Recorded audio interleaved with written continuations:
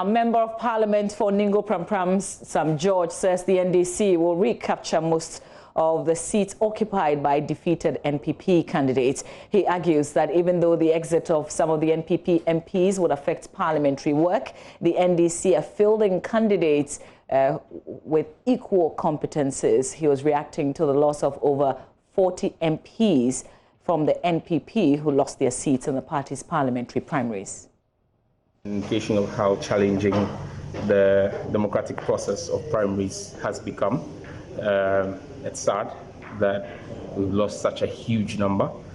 The attrition rate is about 40%, because you had just about 100 constituencies and about 40 of them have lost. 60 plus, about 65 were protected. It then tells you that if they had taken part, Parliament could have lost anywhere between 60 to 70 MPs just in one primaries, and that in itself tells you how challenging the job is. Some of the brains that are not coming back to Parliament, I mean, I've been here for 3.5 years, are fantastic brains, I can say. They make the work of Parliament what it is. And so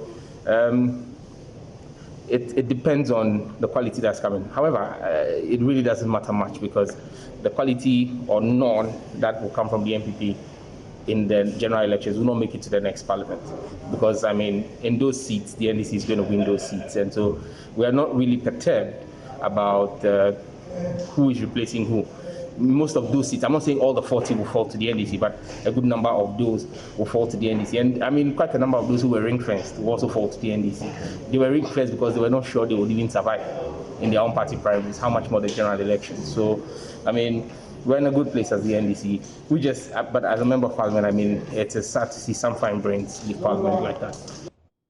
Now, Sam George also says CEOs and deputy chiefs of staff seeking to run to Parliament is an indication of government's abysmal performance over the last 3.5 years. It just shows you that we didn't have democracy on display on Saturday. We had monocracy. It was, I mean, and there's this lecturer from the KNUSD who's a member of the NPP who says that what you had was not an election but an auction. Because, I mean, and you're beginning to hear the candidates who emerged there, Anya Soultom, saying that he spent over 1 million Ghana cedis. I mean, in 4 years, your salary is not up to 1 million Ghana cedis. You get it. But he says that that's what he spent, and that is excluding medical support and other non-quantifiable things he did for people.